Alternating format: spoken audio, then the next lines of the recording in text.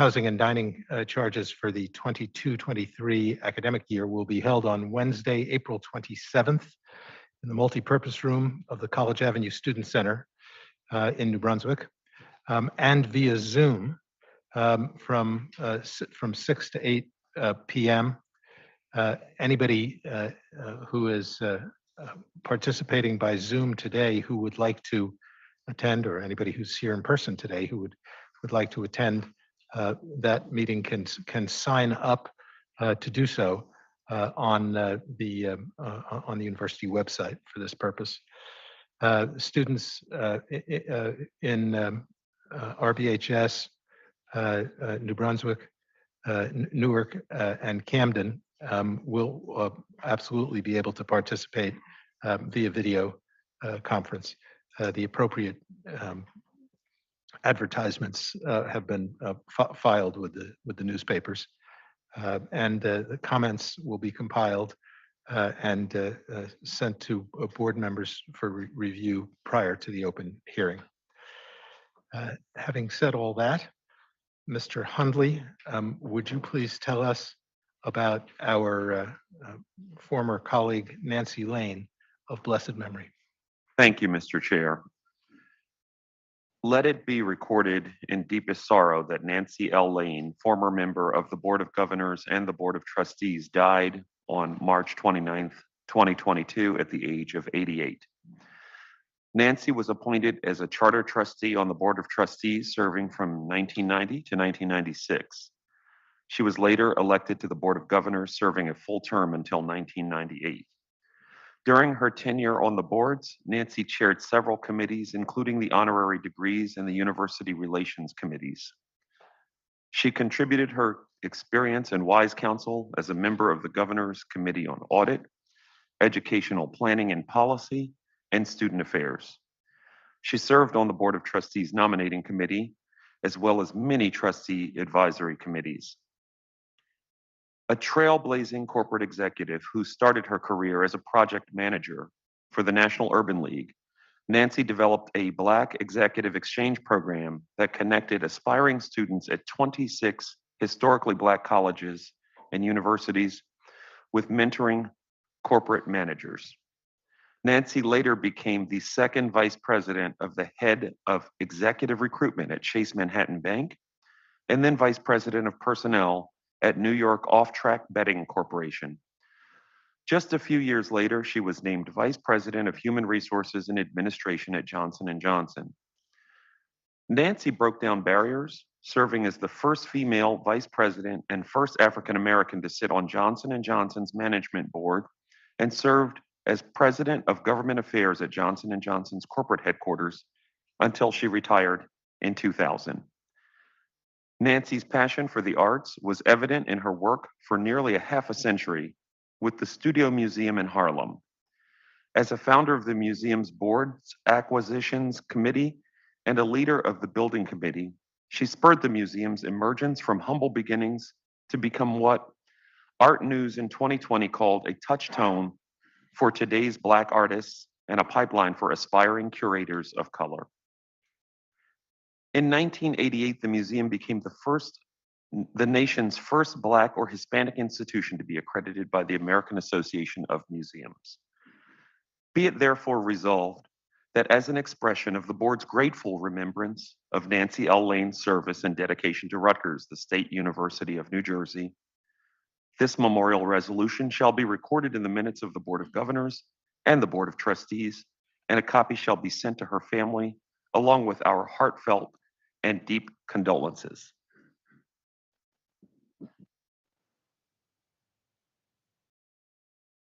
Thank you, Mr. Hundley. May I have a second to that resolution? Second. Thank you very much. Any objections?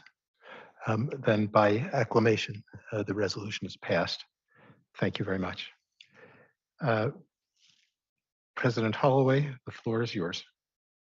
Thank you very much, Chairman. It's my pleasure to give an update on a range of matters at the university right now. This is the season of acclamations and accomplishments for our students in particular. We've received word that so far our students or recent alumni have won 5 Fulbright grants, which will send them to Austria, Cambodia, Italy, Latvia, and Portugal. And we have many student finalists waiting to hear whether they received one as well.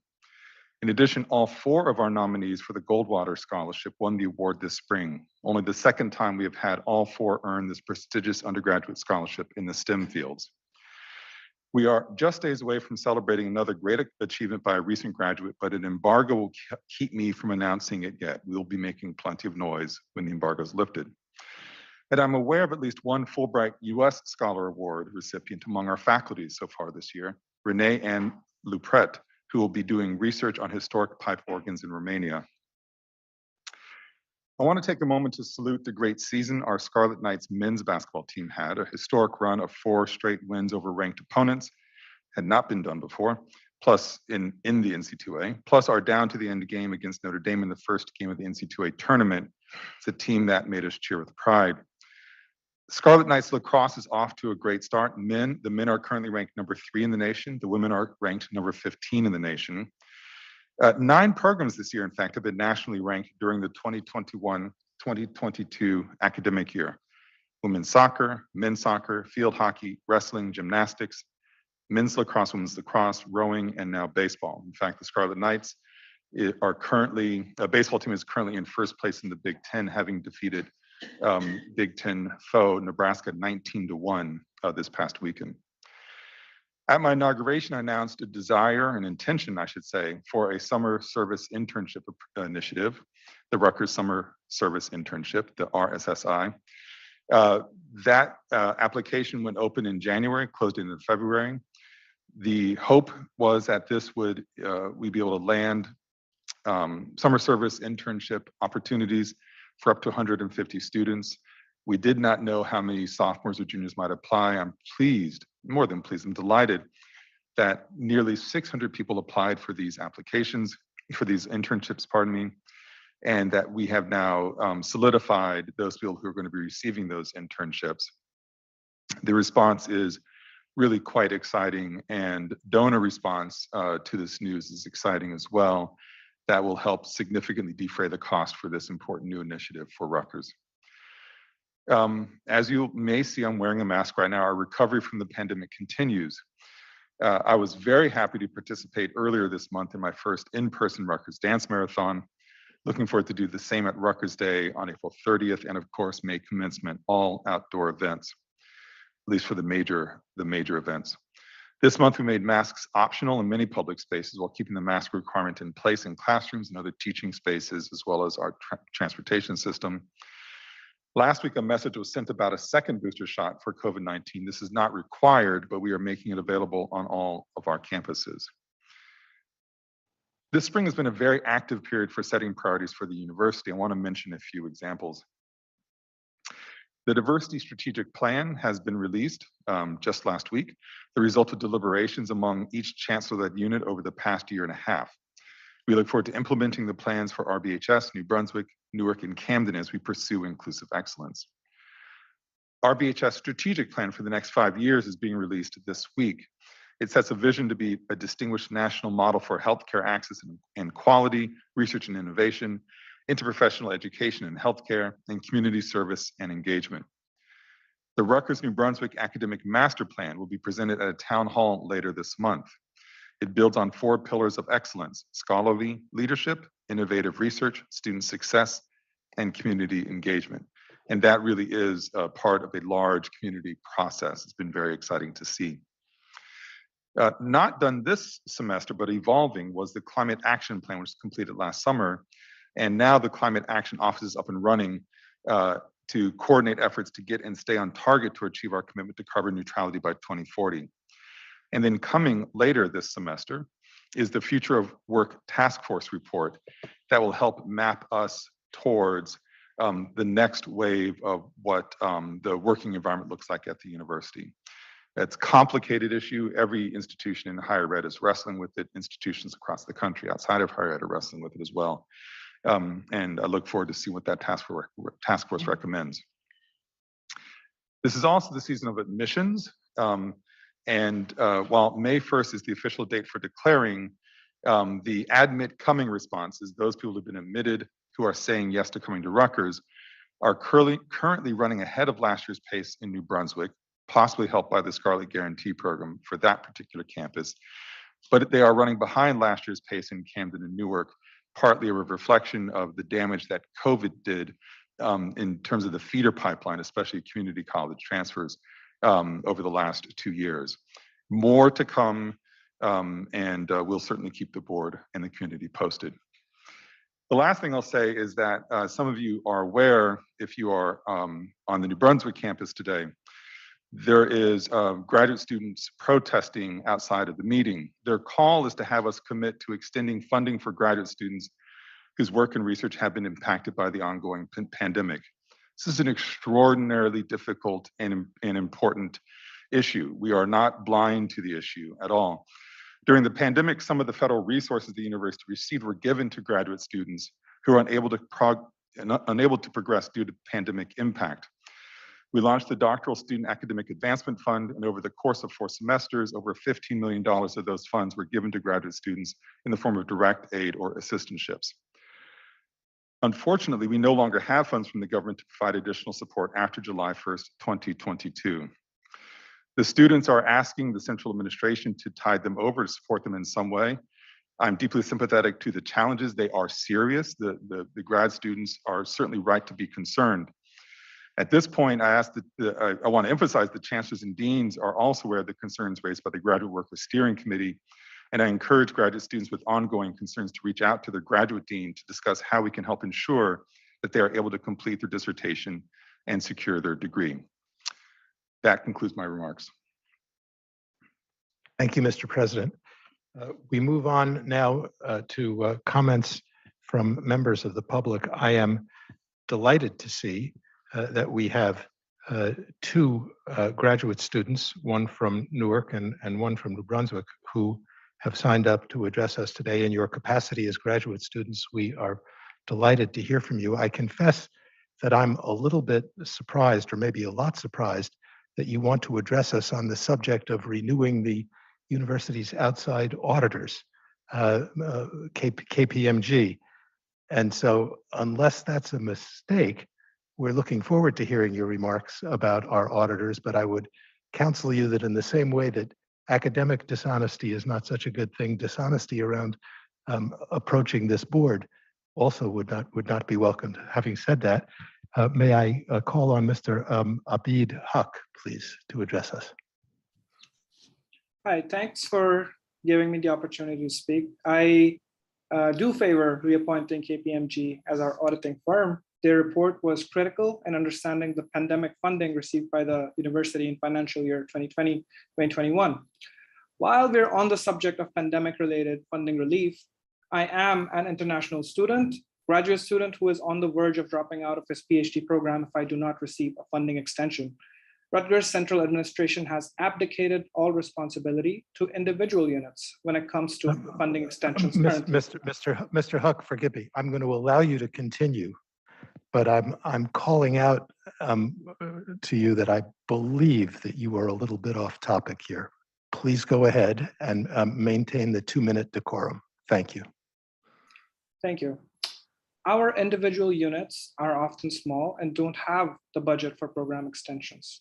If the pandemic had not taken place, I would have been in my 6th and final year of my PhD today. The pandemic struck as I and many other students were making progress to meet our research goals. We lost cell cultures, canceled our field visits, forfeited visits to our home countries, and suffered because of the pandemic. This is a setback to our progress as early career researchers. If we are not allowed to graduate because of a lack of funding, our future in academia ends right here. We will join the growing ranks of PhD dropouts that Rutgers has produced over the years. We need you to understand that a funding extension is not only in the best interest of graduate students, but also in the best interest of Rutgers University. I chose Rutgers for my doctoral studies for its world-class facilities, faculty, and a strong union of workers. The academic reputation of Rutgers as a research university rests on its graduate students who put in countless hours of lab work, field work, interviews, and teaching. This same work that was disrupted due to a pause in research and a shift to online teaching that none of us were prepared for. To preserve this reputation, I ask you, the Board of Governors, to take a stand. If Rutgers Central Administration decides to extend funding to graduate students, we will have a batch of researchers who carry the Rutgers name around the world. If you don't, Rutgers will lose its most potent academic ambassadors, that is, its graduate students. Therefore, we urge Rutgers Central Administration to extend funding for doctoral students now centrally. Thank you. Thank you, Mr. Huck. Ms. Maria Ortiz Myers, please.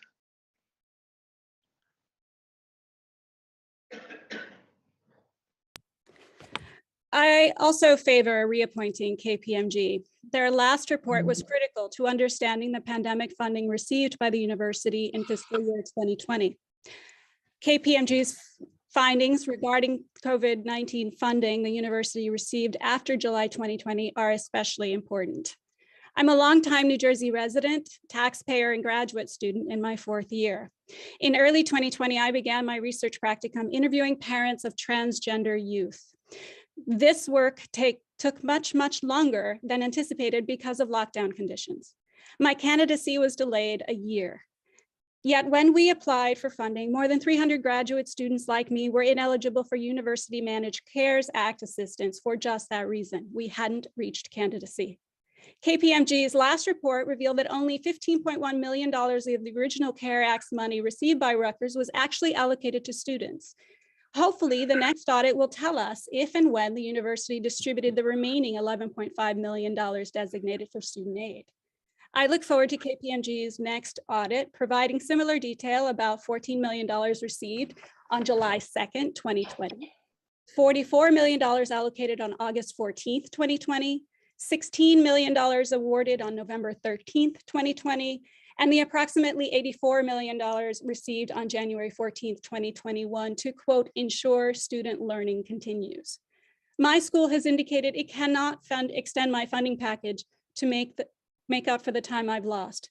Transparency demands that KPMG examine how the university has spent roughly $160 million of state and federal aid. Perhaps more than I know went to help graduate students like me. Until then, what I know is that hundreds of graduate students' progress has been halted by the pandemic, and the Office of University and Academic Labor Relations statement otherwise is blatantly false. Thank you for your very thoughtful remarks. And if I may, I commend you on your approach to this topic.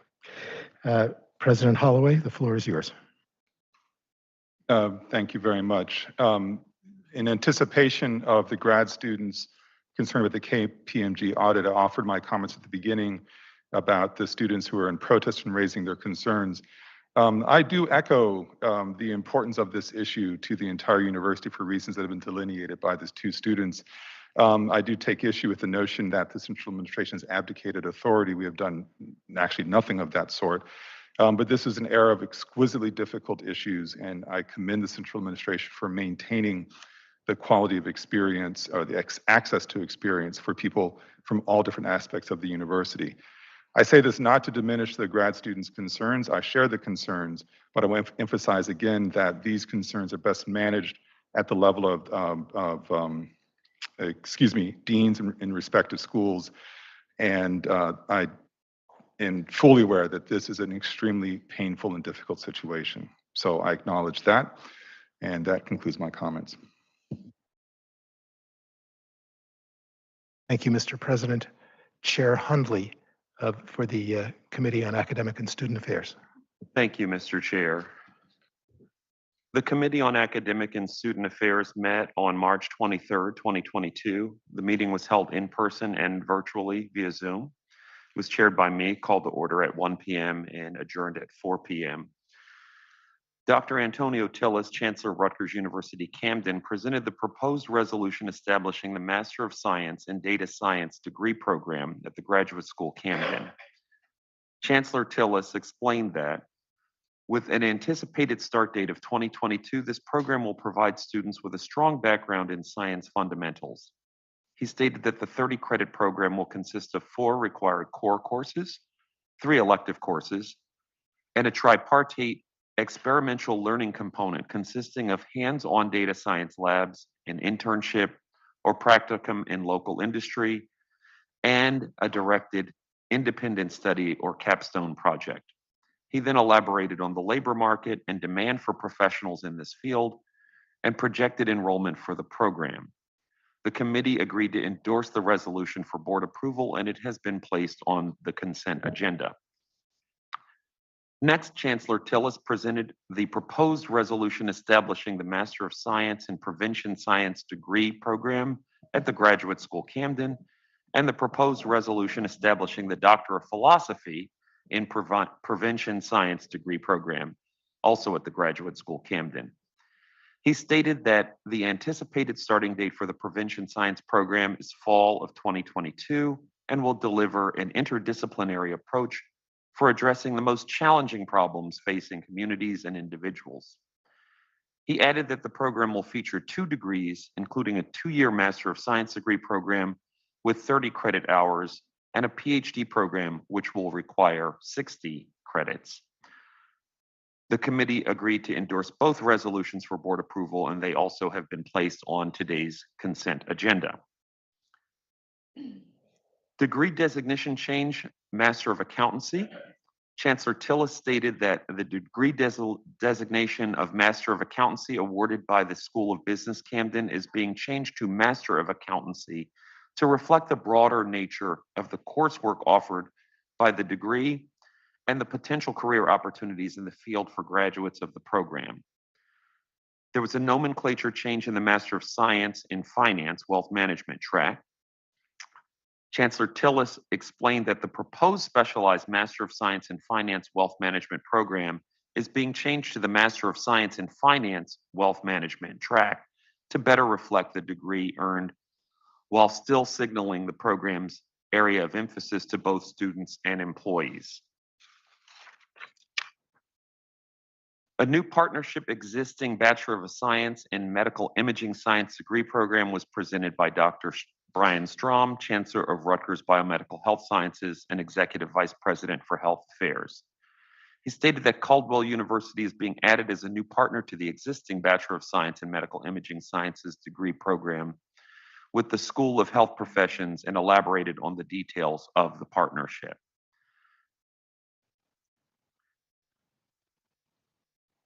We then had presentations on enrollment.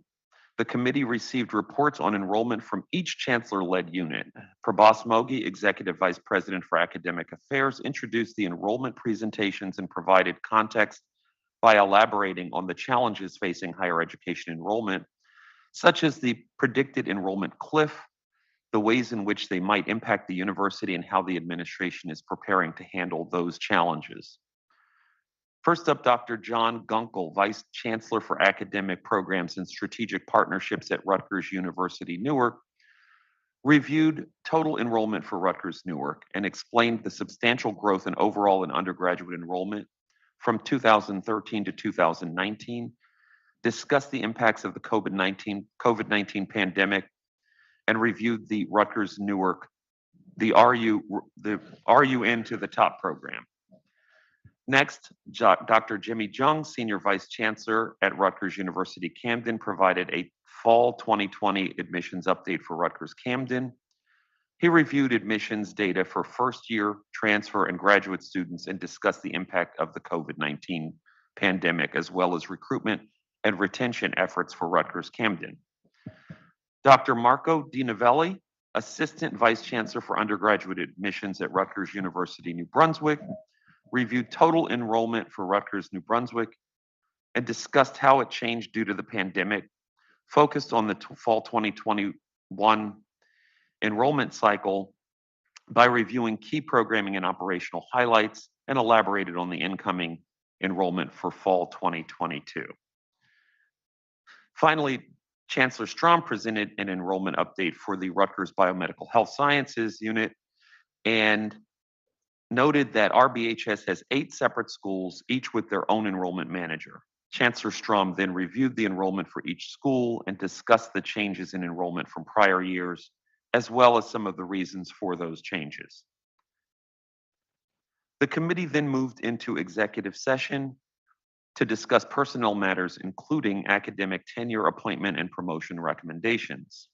The committee agreed to endorse those recommendations for board approval, and they've been placed on today's consent agenda.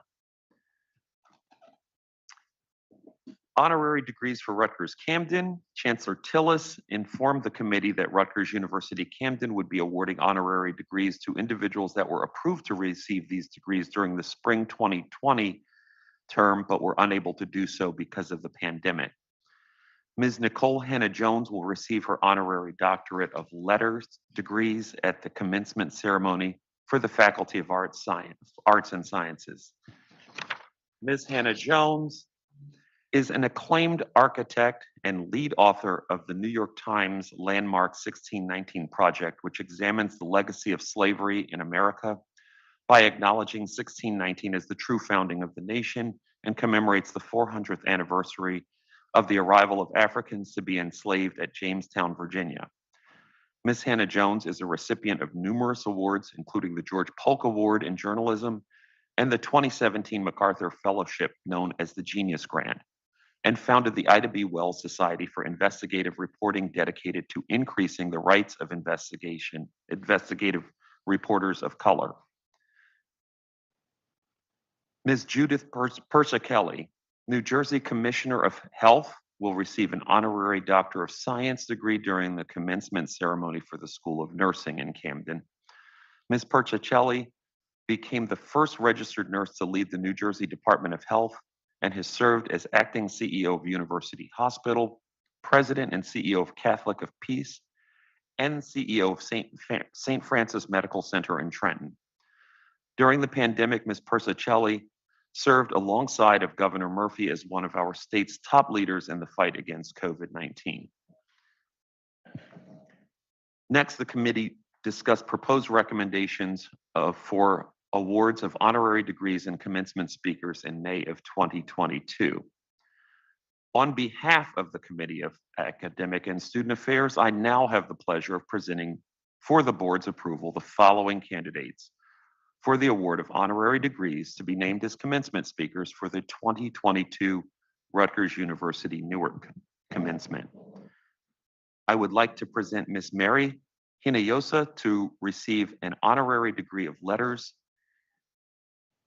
honorary Doctor of Letters degree to serve as commencement speaker. Ms. Hinojosa has been one of the nation's foremost journalists and created her own Latino USA channel on public radio. She has won some of the profession's highest awards, including 4 Emmys, a Peabody, the John Chancellor and Edward R. Murrow Awards, and the Neiman Foundation I.F. Stone Medal for Journalistic Independence. Ms. Hinojosa has spent her time and multimedia experience on describing the Mexican-American experience in the United States, including authoring a critically acclaimed memoir, Once I Was You, where she recounts growing up Mexican-American in Chicago. I would also like to present Mr. Wayne Mercer to receive an honorary Doctor of Humane Letters degree.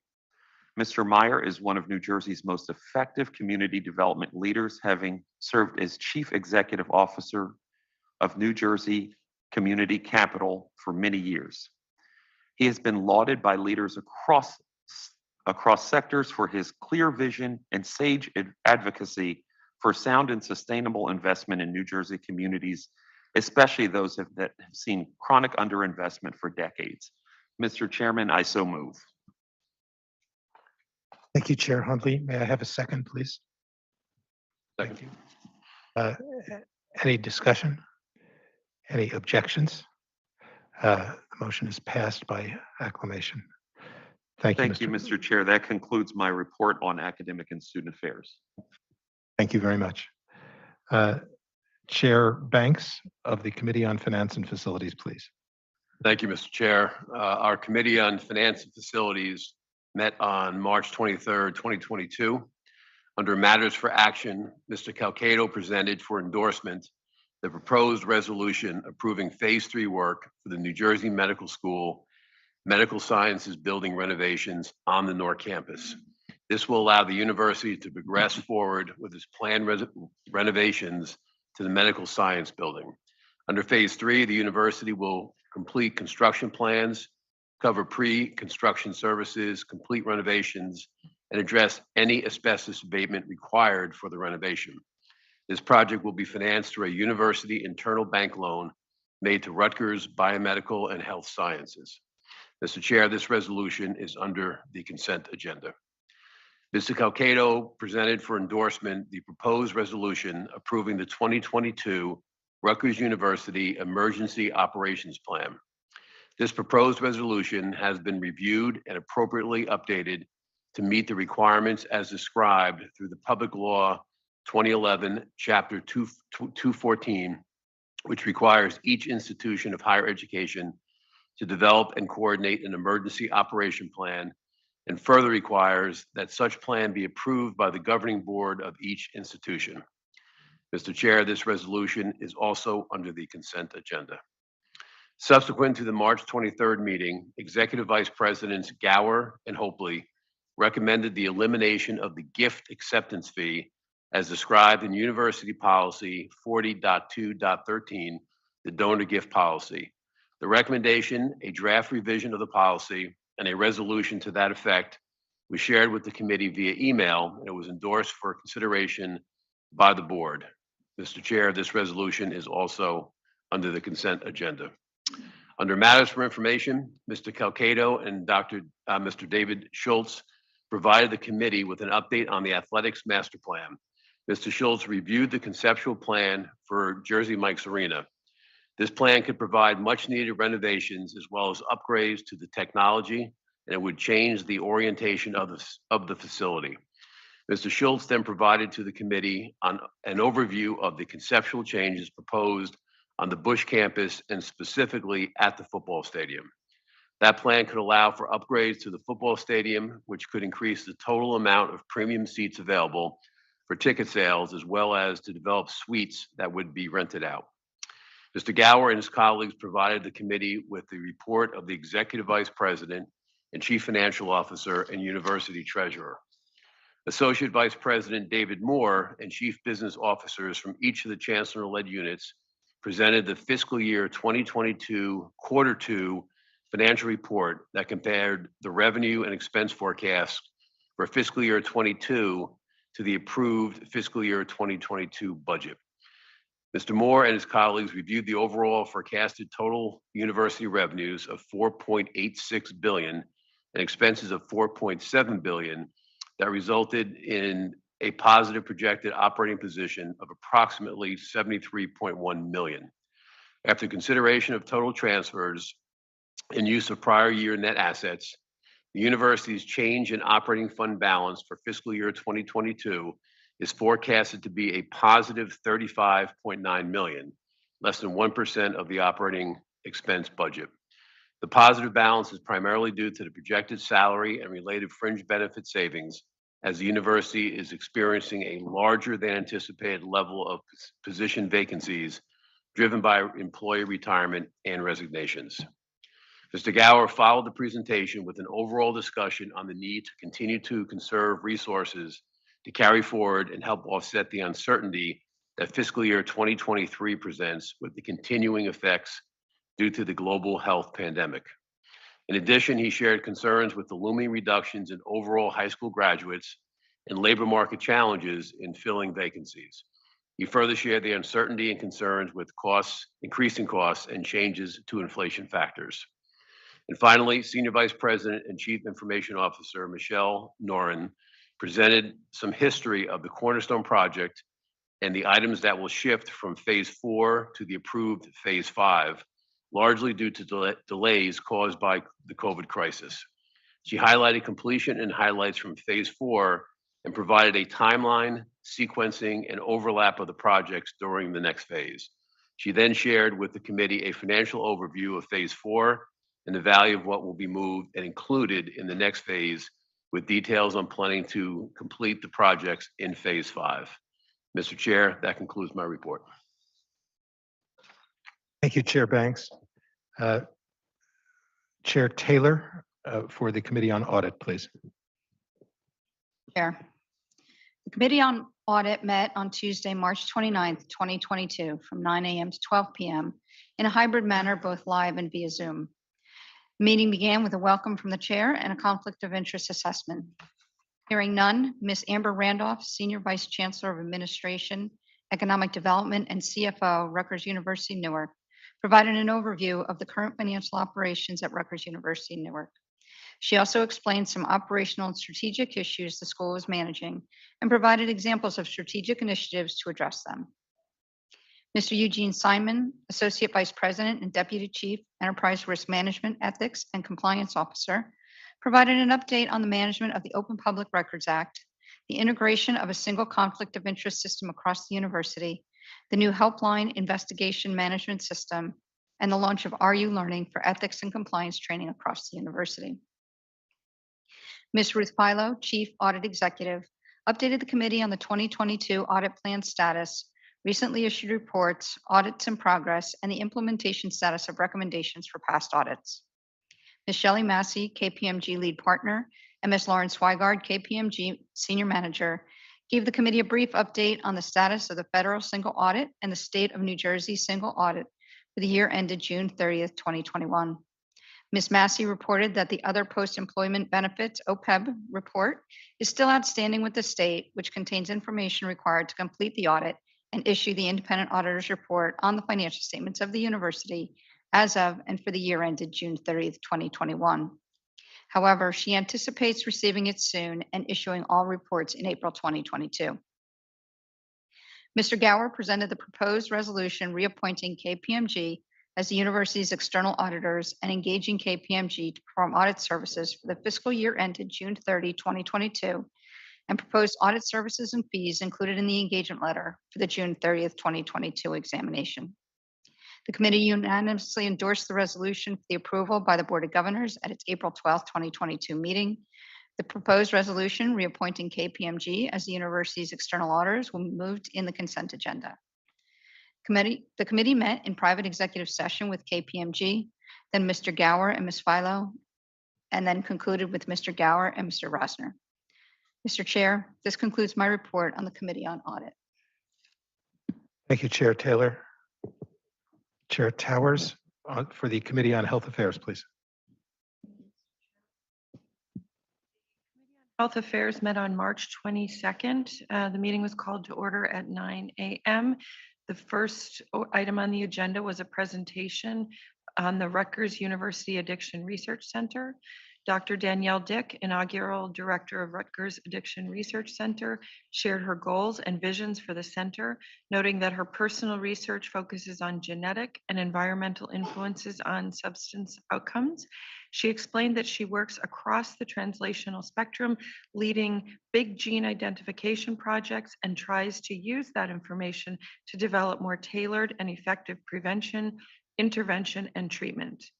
She noted that Rutgers has amazing expertise in the area of addiction and that the size and complexity of Rutgers presents an opportunity and also a challenge. Dr. Dick then discussed the ways in which she hoped to achieve her vision, including phase 1 and 2 of her approach, and reviewed data from the National Institute on Drug Abuse and the National Institute on Alcohol Abuse and Alcoholism to illustrate where Rutgers currently stands with regard to addiction research funding across all of its entities. She then compared Rutgers to peers to illustrate the opportunity to grow addiction research funding. The second item on the agenda was an overview of our medical malpractice program. Dr. Kim Yozgat, Rutgers Chief Healthcare Risk Officer, began his presentation with a brief history of the medical malpractice program at the university and detailed the legislative nuances that resulted from Rutgers University's integration with the former University of Medicine and Dentistry of New Jersey. Mr. Yozgat also provided an overview of the current medical malpractice insurance coverage and reviewed all the current self-insured retention according to specific claims, as well as the umbrella and excess professional liability programs. Mr. Yozgat then discussed the insurance renewal process, including the market conditions and loss trends that would impact the university's ability to renew its insurance, and concluded his presentation by reviewing loss prevention activities. Our third agenda item was an update on Rutgers Health. Dr. Vincente Gracias, Senior Vice Chancellor for Clinical Affairs and Vice President for Health Affairs, began his presentation with a COVID-19 update and explained that all employees and students at Rutgers have been vaccinated with very limited exceptions. He lauded the effort to collect data related to vaccinations, noting that the database used to collect data was created within the last 2 years and can store an incredible amount of data, which can then be used to notify and update employees in the future. Dr. Gracias also reviewed the university's immunization policy for new employees. Dr. Gracias then moved on to employee wellness and explained that Rutgers Health has developed data to manage wellness across our enterprise. He discussed the problem of burnout and the challenge in perception, noting that in the past it was viewed as a problem the individual had to fix, and now is seen to be caused by organizational and systemic factors. Dr. Gracias highlighted peer support available to all employees and reviewed organizational incentives currently underway to reduce job demands and sources of frustration for both faculty and staff and to improve workflow. Dr. Gracias then moved on to interprofessional training and provided an overview of the emergency medicine service line. Dr. Gracias also provided a summary of the Advanced Practice Provider Fellowship proposal, reviewed the Accreditation Council of Graduate Medical Education site visits across Rutgers and Health, and also provided various updates with regard to University Hospital in Newark. Finally, Dr. Gracias provided an overview of the structures in place to ensure interprofessional quality control. The next agenda item was the Chancellor's report. Dr. Brian Strom, Chancellor for Rutgers Biomedical and Health Sciences and Executive Vice President for Health Affairs, began by stating his goal as Chancellor and reviewed RBHS statistics at a glance. He then updated the committee on the Robert Wood Johnson Medical School Dean search, reviewed accolades received by the Rutgers School of Nursing, and discussed RBHS awards and sponsored research. He reviewed award data from fiscal years 14 to 21 and highlighted year-to-date sponsored research submissions and awards for the first and second quarters. He then moved on to a COVID-19 update and reviewed current risk levels around the world and then within the United States. Dr. Strom discussed the recent BA.2 variant, referred to as stealth Omicron, noting that this variant is thought to be more transmissible than prior variants and is currently circulating throughout the United States and within the New York, New Jersey region. He then reviewed the average positive test rate within the US and COVID-19 specific data to New Jersey, as well as data specific to Rutgers. Chancellor Strom then discussed the transition from a pandemic to an endemic, including the type of precautions individuals might have to take as the transition moves forward, as well as the factors that will impact this transition. Chancellor Strom concluded with an enrollment update and reviewed enrollment for all of the schools within RBHS. Our final agenda item was a financial update. Ms. Kathleen Bramwell, Senior Vice Chancellor of Finance and Administration, provided this update on RBHS budget and reviewed an FY22 year-end projection. Our meeting was adjourned at 12:30 p.m. That concludes my report. Thank you, Mr. Chairman. Thank you, Chair Towers. Vice Chair Best, please. Excuse me, are there any items that the members want to remove from the consent agenda?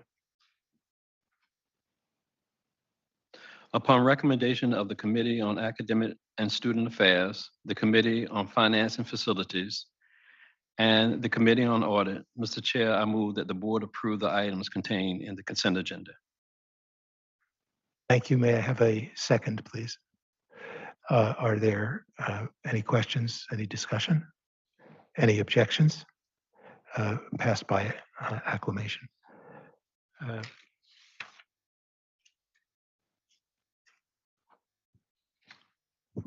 Mr. Gower, sir, the floor is yours. Mr. Chair, the Joint Committee on Investments met on March the 1st of this year. The first activity was a review by Chief Investment Officers Jason McDonald and Greg Dowling and Steve Hodson from Fund Evaluation Group. This was the portfolio's annual asset allocation review, where those gentlemen discussed the process regarding the annual review and discussed with the committee how the allocations were understood This is perhaps the most impactful and important discussion with the committee each year, and that was quite a spirited discussion. No changes were recommended. The gentleman then reviewed the fiscal year 21 NACUBO results on endowment funds, as well as the performance of the long-term investment pool in the current market environment. The preliminary performance for the long-term investment pool as of December 31st for 1 year, 3 year, and 5 year periods respectively was 16%, 15.2%, and 11.3% respectively. I should inform the board, however, that now through March 31st, we're down about 2%, and that tells you what has happened in the last several months. Mr. McDonald then reviewed the current portfolio rebalancing process, sourcing process, portfolio priorities, as well as the remaining FY22 pipeline of potential investments and an early preview of fiscal 23 pipeline. Mr. McDonald and FEG reviewed 5 investments, one that was a replacement of an index fund, 2 in venture capital, and 2 in real estate funds. Those were all approved by the committee. And then finally, there was a review in the investment office's FY22 current budget and proposed budget for FY23. Mr. Chair, that concludes my report. Thank you, Mr. Gower. Chair Hundley, the Camden Board of Directors. Thank you, Mr. Chair.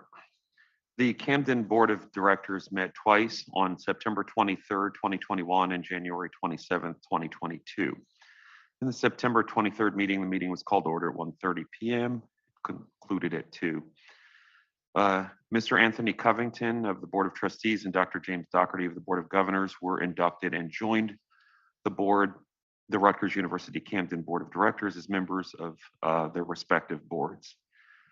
Annual elections for the position of chair, vice chair, secretary, and treasurer were held for the term of September 2021 to September 2022. I was elected to the position of chair. Dr. James Dougherty was elected to the position of vice chair, and Mr. Michael Spanik and Mr. Gower were elected as secretary and treasurer, respectively.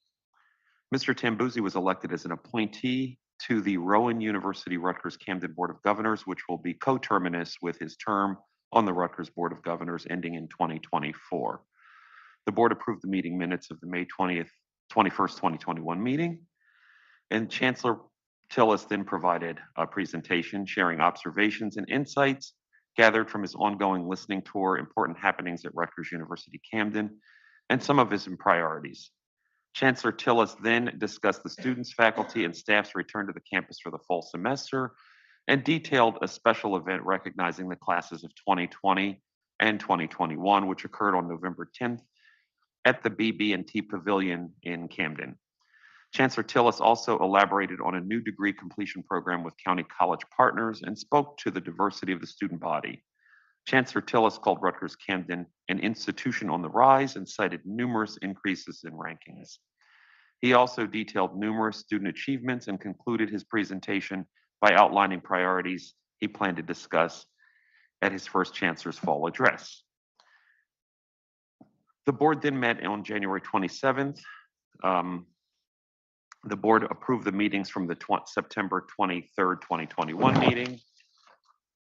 And Chancellor Tillis provided his report to the board regarding the status of the campus and discussed the plan to return to in-person classes, events, and learning abroad experiences beginning on January 31st.